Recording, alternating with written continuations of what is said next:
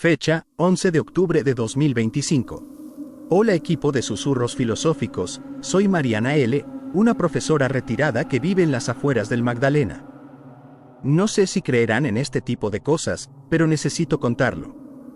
Durante años guardé silencio porque tenía miedo de que me tomaran por loca. Ahora prefiero que alguien más lea mi historia en voz baja, con cuidado, como lo hacen ustedes. Adjunto los hechos tal como los recuerdo y las fechas también. No inventé nada. Ocurrió en 2012, en un pueblo llamado La Arboleda, nombre que prefiero no usar en voz alta por seguridad. Tengo los nombres de las personas, así como las fechas de los sucesos, pero pido discreción. Confío en que ustedes sabrán dar a esto el tono que merece: la incredulidad, el miedo, la duda. Por favor, lean esto en primera persona. Créanme, sucedió. Con respeto, Mariana L. Siempre tuve la costumbre de caminar de noche. No por placer, por costumbre, por necesidad.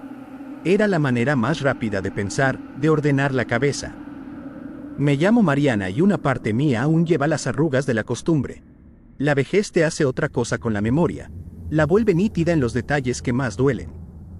Cuando me senté a escribir para ustedes, recordé el olor a madera húmeda de la casa de mis padres, el viento que se enredaba en las vigas y el silencio que sonaba más fuerte que cualquier radio abierta. No fue una sola cosa la que me obligó a contar esto ahora. Fueron muchas pequeñas cosas que, con el tiempo, formaron una línea que ya no pude soportar. Empiezo por la primera noche que noté algo distinto. La luna estaba baja, pálida, y yo volvía de la tienda con una bolsa de arroz y panela. La calle principal de La Arboleda no tenía alumbrado y las casas parecían respirar a la misma hora. Fue en la esquina de la vieja ferretería donde vi la figura por primera vez. No era una sombra cualquiera. Estaba quieta, en la puerta, como si esperara a alguien que no llegaría. Me dije a mí misma que eran imaginaciones, el viento, los recuerdos, y seguí. Pero esa misma noche, a mi regreso, la figura había avanzado una casa. No había pasos, no había ruido más que mi propio corazón. No había contornos claros, solo el vacío donde se supone que debía estar una persona. La figura no tenía rostro, o yo no lo distinguí, pero sentí, con una certeza helada, que me estaba mirando. Mi voz no era joven entonces. Tuve la fuerza suficiente para decir, hola, en un murmullo, y la figura se alejó sin prisa, como quien sabe que uno la seguirá si insiste. Me temblaron las manos. Llegué a mi casa sin mirar atrás y cerré la puerta deseando que la noche me devorara. No fue así. Al día siguiente, el rumor comenzó. Personas decían haber soñado con sus muertos, otras escucharon voces por el intercomunicador de la iglesia, y una radio local emitió durante horas un zumbido que nadie pudo explicar. Las explicaciones eran sencillas: estrés, leyendas, superstición. Yo ya no tenía paciencia para explicaciones sencillas. Mis ojos la habían visto. Aquella figura reapareció varias veces en la semana siguiente. No ofrecía daño directo, no entraba en casas, no tocaba. Simplemente estaba donde uno no la esperaba, en la ventana del médico, detrás del mostrador del comedor escolar, recostada en una hamaca vacía en la plaza. La gente empezó a llamarla, la que espera. Y como suele pasar en los pueblos, un nombre obliga, le da forma y la transforma en una historia que crece hasta tragarse la realidad. La niña del puesto de empanadas dijo que la había visto con su abuela, con los ojos negros como huecos, y que le sonrió. Nadie pudo dibujar ese rostro. Quienes intentaron recordar terminaban en silencio, como si un velo se hubiese cerrado en sus palabras. Si consultabas con la autoridad del pueblo, el alcalde, te miraba con esa mezcla de superioridad y cansancio que usan los hombres que han decidido creer solo en lo que les conviene creer. Yo empecé a anotar. Era mi manera de no enloquecer del todo. Anotar es peligroso porque organiza. Cuando pones en orden las cosas, se convierten en pruebas, y eso puede empujar a la realidad a mostrar su costado más cruel. Consulté archivos viejos del municipio, encontré partidas, nacimientos, defunciones. Entre papeles amarillentos apareció la mención de un incendio en 1987 en una casa de la periferia, la casa donde ahora vive el sobrino de mi vecina. En el expediente, un nombre repetido, Eloísa. Eloísa murió en ese incendio junto con el hijo menor de la casa. ¿Era coincidencia? Podía serlo. Pero comenzamos a ver patrones. La semana de observaciones me mostró que la que espera aparecía con más fuerza en casas que habían conocido tragedia. No solo incendios, accidentes, desapariciones, suicidios. A veces aparecía en el frente de una casa nueva, como recordando que algo allí no había quedado resuelto. Y con cada aparición crecía una sensación en el pueblo. La memoria nos pedía cuentas. Empecé a hablar con gente mayor que había vivido décadas en la arboleda. Uno de ellos, don Álvaro, un hombre encorvado que lleva la pena como un perro viejo, me contó algo que aún me hiela. Aquí las cosas no se van del todo. Si te fijas en la tierra, está llena de nombres que nunca dijimos. Me entregó un cuaderno con notas sucias, fechas mal escritas y una lista de nombres que coincidía con algunos de los lugares en los que aquella figura aparecía. Había un patrón de movimientos. Los habitantes que tenían secretos parecían atraerla. Los que habían hecho pactos de silencio la invocaban sin saberlo. Recuerdo una noche en que la figura se quedó frente a mi casa hasta que amaneció. No se fue con la luz. Se quedó inmóvil y a las primeras horas, cuando uno cree que el sueño aún decide nuestras horas, escuché a lo lejos un llanto ahogado. No pude saber de quién era, pero el sonido me atravesó. Fui al cuarto y encontré una carta antigua que creía perdida, una nota de mi hermano, escrita años atrás antes de morir en el río. La carta decía cosas que yo ya sabía, pero me las decía como una herida nueva. No olvides que la verdad se rompe en silencio. Esa frase me acompañó como un latigazo. La gente empezó a temer. No solo por la figura, sino porque algo dentro del pueblo se removía. Vecinos comenzaron a abrir viejas heridas buscando respuestas. Discusiones que habían estado dormidas volvieron con furia, y quienes antes fueron amigos, ahora desconfiaban. Y en medio de ese clima, la figura parecía alimentarse, como si el ruido de la verdad le diera existencia. Quise entender su naturaleza. La busqué con instrumentos sencillos, una cámara prestada, una grabadora. Nada. Las fotos salieron con manchas, las grabaciones con estática. Era como si la presencia no quisiera ser capturada por la tecnología. Prefería la voz humana, la memoria contada en voz baja. Una noche la vi en el cementerio. No tenía prisa. Caminaba entre tumbas como quien cuenta nombres. Me acerqué con cuidado y la escuché pronunciar un nombre, Eloísa. Fue lo único que dijo mientras pasaba por una lápida. El viento traía olor a pólvora antigua. Desde entonces, cada vez que pasaba por una tumba, sentía que la figura hacía una pausa y afinaba su oído. Empecé a recibir cartas como la que T.I. envió al canal. No muchas, pero sí lo suficiente para entender que yo no era la única que veía. Personas de fuera escribían contando sombras parecidas, voces en casas nuevas, lluvias que olían a ceniza. Algunos hablaban de sueños que se hacen recuerdo, otros de presencias que recuerdan por nosotros. Eso me llevó a estudiar relatos antiguos del Caribe, vericuetos de creencias que mezclaban santos, duendes y silencios de la guerra. Pero esto no encajaba en superstición común. Había algo que no pertenecía al pasado. Era la insistencia con que la figura aparecía donde la verdad no se decía. Una tarde, en la plaza, encontré a Lucía, la maestra, temblando y con los ojos húmedos. Me contó que su padre, hace años, había sido acusado de un robo que no cometió. La prensa del pueblo lo persiguió y la familia cayó en desgracia. Fue injusto, dijo, y luego agregó, la figura estuvo en la puerta de mi casa desde el día que lo sacaron. No dejaba de mirar la casa hasta que ya no pudimos seguir. Sus palabras llegaron como un golpe. Había alguien, o algo, que sostenía el juicio del pueblo, que no se tomaba atajos con la verdad. Con la maestra comenzamos a hacer algo que parecía heroico por lo simple, registrar testimonios. Empezamos a anotar nombres, fechas, contradicciones. Era el viejo trabajo periodístico pero sin pretensiones. Hay una cosa cierta, las historias, cuando se juntan, hacen presión y la presión puede abrir puertas. Y así fue. Con cada testimonio, las apariciones se hicieron más explícitas, menos manchas y más figura. Una noche, después de recopilar historias, decidí seguir a la figura hasta la vieja estación del tren, un lugar donde los niños solían jugar y los adultos pasaban el tiempo sin hablar del pasado. Ahí la encontré sentada sobre los rieles, como si esperara que algo volviera a pasar. Me acerqué y fue diferente. La figura me miró y por primera vez sentí no solo culpa ajena, sino una exigencia moral. No era ira ciega. Era una necesidad de memoria.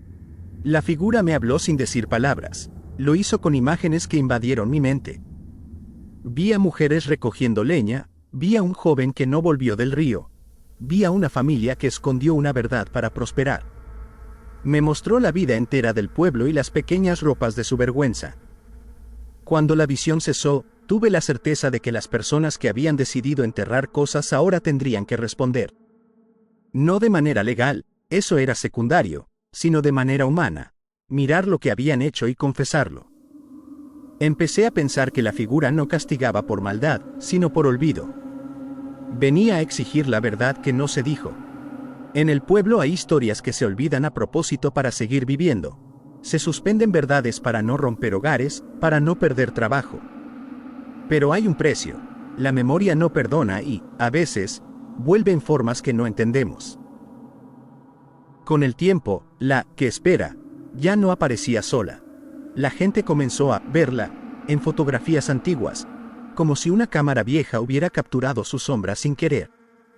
Un álbum escolar mostró, en la esquina, una figura borrosa junto a un niño que luego desapareció del pueblo. Fue algo que nos obligó a revisar el pasado con lupa. Encontramos correspondencias, nombres que se repetían en funerales, en expedientes policiales, en registros de la iglesia. Era una red de silencios. El problema apareció cuando quienes tenían poder dentro del pueblo notaron que el tejido social comenzaba a deshilacharse. El poder ama el silencio, porque en él puede negociar y aparentar. No tardó en llegar la represalia. Amenazas veladas a quienes hablaban, mensajes anónimos, la clásica táctica de desacreditar a los que recuerdan. A mí me llamaron exagerada en la radio. Otros comentaristas dijeron que era tiempo de dejar el pasado en paz. Pero a cada paso esas voces mostraban miedo. Se puede distinguir la voz que teme porque se vuelve agresiva. El miedo es una capa de lodo que intimida. Una tarde, el hijo del alcalde, un hombre joven con muchas ganas de salir del pueblo, me siguió hasta la orilla del río y me dijo, más bien murmuró, que dejara de buscar.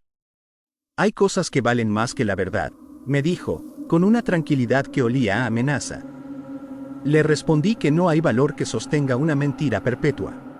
Lo que no dije fue que la figura había estado en la puerta de su casa la noche en que discutió con su amigo desaparecido. El silencio de la gente tenía nombres y la gente con poder los conocía. La noche en que quemaron la casa de doña Petra, una mujer que había denunciado un abuso en su familia años atrás, comprendí que estábamos en un punto peligroso. La casa ardió en la madrugada y la gente miró la llama como si fuese espectáculo de un pasado que no le pertenecía. La figura apareció en el borde del fuego, inmune a las llamas. Esa imagen me persigue aún, una silueta que no arde, que observa cómo se destruye lo que quedó de una verdad. Hicimos lo que pudimos, recogimos testimonios, la prensa local cubrió algo, pero el peso del silencio es más grueso que la cobertura. En el pueblo, el tejido de la verdad y el olvido se peleaban en la noche, y la figura parecía ganar fuerza con cada intento de silenciar. Lo más cruel es que aquellos que se beneficiaron del silencio seguían con su vida sin cambios aparentes, mientras otros pagaban el precio. Esa lógica me hizo pensar en la responsabilidad individual. ¿Qué somos cuando no vemos? Cuando decidimos mirar hacia otro lado, nos convertimos en cómplices. La figura no castigaba por crueldad sino por complicidad. Como una contadora invisible, anotaba facturas de memoria. Llegó el día en que la figura me obligó a decidir. Apareció dentro de mi casa. No lo hizo de forma violenta. Se posó al final de la sala, junto a la ventana, con la luna colándose entre las cortinas. Por primera vez no tuve miedo de huir. Su presencia me llenó de una tristeza tan honesta que las palabras me vinieron como si alguien me dictara un rezo. Hablé con ella, o mejor, hablé con las imágenes que me traía. Me mostró el momento en que una mujer llamada Eloísa, engañada por la gente que quería prosperar, fue encerrada por sus vecinos. Me mostró cómo sus gritos no encontraron ayuda y cómo la comunidad decidió callar porque la vergüenza les dolía más que la compasión. Al final, Eloísa murió en un incendio causado por una vela que nadie había apagado. Era un accidente que algunos llamaron destino, pero la realidad me mostró que fue la acumulación de actos pequeños y silenciosos. Ese conocimiento no vino sola. Con la mirada puesta en la figura comprendí que la responsabilidad no es solo una cadena de grandes crímenes, sino de pequeñas omisiones. No escuchar, no preguntar, no acompañar. Sentí que la figura quería algo simple, ser nombrada. No era venganza lo que pedía, sino reconocimiento. Nombra mi nombre, supe que decía. Y nombrarlo no era solo decir el nombre una vez, era contar su historia en voz alta, admitir que fallamos. Convencí a la comunidad para que se reuniera en la iglesia una noche. Fue difícil. Las excusas llovieron, el trabajo, el cansancio, la vergüenza de recordar. Pero la insistencia tuvo efecto. 15, luego 20, y finalmente más personas se sentaron en los bancos como si fueran a un juicio que no tendría abogado defensor. Tomé la palabra y, con la voz temblorosa, conté la historia de Eloísa. No la conté como un hecho aislado, sino como síntesis de lo que pasa cuando un pueblo decide soterrar su vergüenza. No hubo milagros. Hubo llanto, sí, y hubo miradas que cambiaron. Algunos se negaron a hablar. Otros, entre sollozos, contaron su parte. Un hombre confesó que su padre había sido el último en ver a Eloísa con vida. Una mujer recordó que su abuela había ayudado a apagar la vela en la noche equivocada. No era justicia legal, pero fue algo que la figura buscaba, la palabra pública. A la mañana siguiente, la figura ya no estuvo en el pueblo por un tiempo. Fue una sensación extraña, como si hubiéramos cumplido con un deber. Pero la calma duró poco. Comprendí entonces que nombrar no es limpiar las heridas, solo les da oxígeno para cicatrizar. Hay cosas que el tiempo no borra, solo las hace más sabias. Pasaron meses después de la reunión en la iglesia. El pueblo siguió siendo el mismo en muchas cosas, la tienda, la escuela, la radio. Pero algo había cambiado. La gente empezó a hablar de lo que antes se escondía, y la costumbre de guardar silencio perdió parte de su poder. La figura ya no era la misma, a veces aparecía, pero con menos furia, y muchas veces permanecía en los bordes, como quien vigila que no olvidemos de nuevo. A menudo me pregunto si la figura fue un castigo o un recordatorio. Me inclino por lo segundo. El recordar es la forma más humilde de la justicia. Esa idea me lleva a una pregunta que quiero dejarte al final de este episodio, porque la filosofía y el misterio convergen ahí. ¿Qué preferirías? ¿Vivir con la comodidad de un olvido que protege una mentira, o aceptar la incomodidad de una verdad que te obliga a cambiar? Si algo aprendí en la arboleda es que la memoria tiene su propio ritmo y su propia exigencia moral. No podemos elegir solo el consuelo. Al final, la figura no era una mala, era un espejo que nos obligó a vernos. Y vernos duele, pero también sana. ¿Quieres seguir explorando los rincones más oscuros de la filosofía, el misterio y el terror? Suscríbete a Susurros Filosóficos. Aquí nunca sabes qué parte de la realidad se desmoronará en el próximo episodio.